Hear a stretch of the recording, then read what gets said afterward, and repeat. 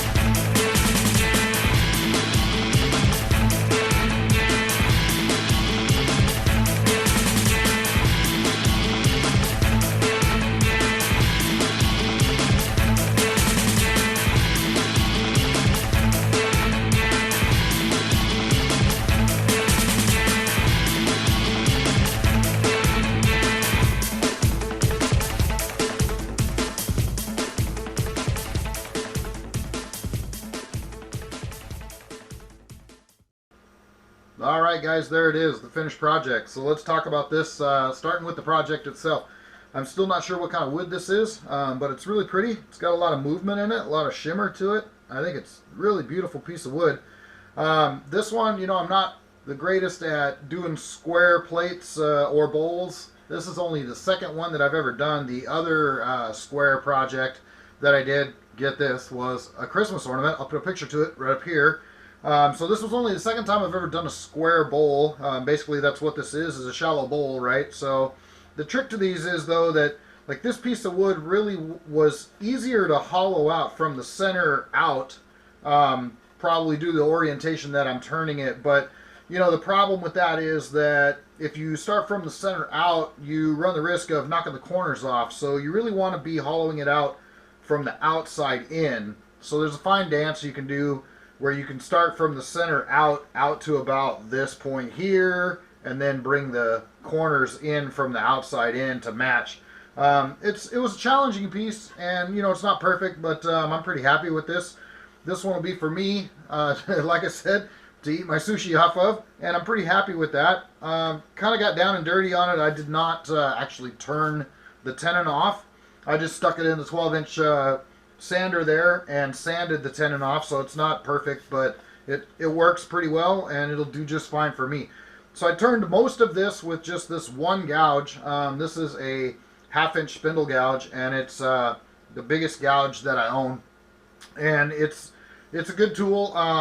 Like I said, biggest one I've got. The other one I've got is a little smaller for some smaller work. It's not the longest handle either, but it worked really good. I pretty much turned this entire thing with just this one tool, and just a little bit of work from the 1/2-inch round nose scraper to clean it up a little bit, and that's it.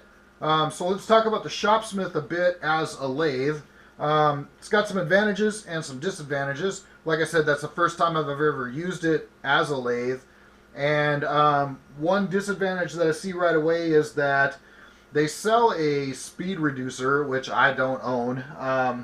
So the slowest that I can get this thing down to is about 700 RPMs. And I can see where with a big out of balance piece, that would be a pretty big problem. I'm not sure that I could get it slow enough with a big out of balance piece to keep it from trying to walk around the room. So, but it worked okay for this because this piece was pretty well balanced, so I didn't have to worry about it too much. I actually sped it up a little bit throughout the process, so that wasn't too bad. But the speed reducer, you know, it's about a $350 add-on, and I don't know how soon I'm going to be grabbing one of those. But we'll see what happens. And as far as advantages go, being able to slide the headstock down to the end, when I started hollowing this thing out, I was able to really get at it. I know a lot of you guys with the bigger, fancier lathes can rotate your headstock so that it's facing at you and get kind of an outboard turning situation. And being able to slide the headstock down to the end like that kind of created that outboard turning situation.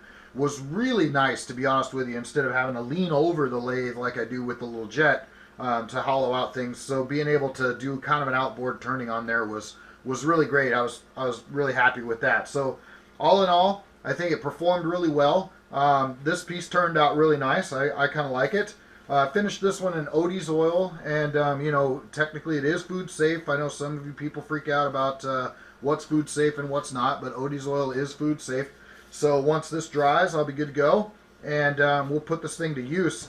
So if you guys are new here, please consider subscribing and hit that notification bell so you know when the next video is coming.